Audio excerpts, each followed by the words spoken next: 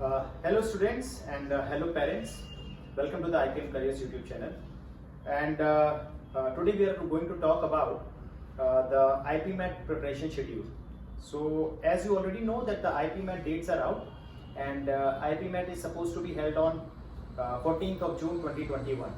So precisely 130 and 7 days are left. So today I have got with me Mr. Deepak. Deepak is a colleague of mine here. And Deepak, he has done his MBA from IIM Lucknow. And Deepak, actually I have got the few queries of the students, our IPMAT students, and they want to know that how should they prepare for the IPMAT examination in the next 120 days or so. And precisely they want to, so the queries which I have received, the students are from it varies from 12th pass students to the students who are appealing for the 12th board this year. And there are some students who have started their preparation a year earlier, and they want to know about the last leg of the preparation. And there are certain number of students who have not started their preparation. So what's your take on this? How should they prepare for the IPMAT examination in the next 120 days? Hello IPMAT aspirants, and clearly like sir has told you that IPMAT is going to held 14th of June, so exactly 137 days are left, and the examination strategy for students who are from 12th and who are from appeared 12th examination has to be different.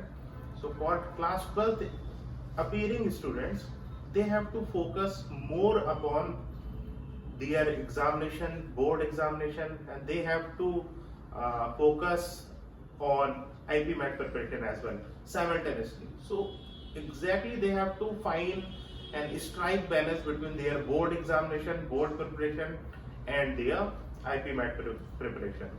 और जो बच्चे 12th class pass कर चुके हैं उनको तो पूरा का पूरा फोकस उनको देना चाहिए IPMAT preparation पे. तो exactly we have designed and developed our curriculum in such a way that students who are in class 12 they can prepare for IPMAT along with the board examination, and we have designed the material for 12th passed out student in such a way so that they have get as many number of questions, they have get exposure of all type of questions in quantitative ability, in verbal ability sections. These are the two sections in IPMAT examination, so that they don't miss out on anything. My special recommendation for class 12th is appearing student is that focus more on the shortcuts, short tricks, जिसको हम लोग बोलते हैं जुगाड़ से question कैसे solve करते हैं, उन टेक्निक्स को आप देखो, सर्च करो. और class 12th pass out student जो है उनसे बोलेंगे कि पूरा बेसिक से देखते हुए, because they have the luxury of time they can afford. So okay sir, so next query which I have got from one of our students, actually he wants to know that what is the difference between mathematics and the quantitative ability. So students often get confused. This is a very common question which I get to know sir most of the time. Yes sir. Actually बहुत सारे लोग जो inquiry करने भी हमारे पास आते हैं, और हम लोग ने भी एग्जामिनेशन लिखा हुआ है, तो एग्जामिनेशन तो बोलते हैं जो ये एग्जामिनेशन है एप्टीट्यूड बेस्ड है. तो जो इंक्वायरी हमारे पास बहुत सारी आती होती है, हमारे पास तो बच्चे के पास पेरेंट्स पूछते हैं मैथ्स थी ही नहीं 12th में, तो हमारा बच्चा कैसे एग्जामिनेशन निकाल पाएगा. तो उन सारे स्टूडेंट्स पेरेंट्स को मैं ये बताना चाहता हूँ कि जो पेपर है उसमें पूछा जाता है क्वेश्चन मैथ्स का, बट सॉल्व एप्टीट्यूड से करना होता है. अब ये एप्टीट्यूड क्या होता है? एप्टीट्यूड होता है किसी भी क्वेश्चन को सॉल्व करने का तरीका जिसमें आप बिना उसको प्रॉपर सॉल्विंग के दिमाग से, किसी टेक्निक से इस तरह से सॉल्व करते हो कि आपको मैथ्स बैकग्राउंड के नहीं भी हो तो भी फर्क नहीं पड़ता है.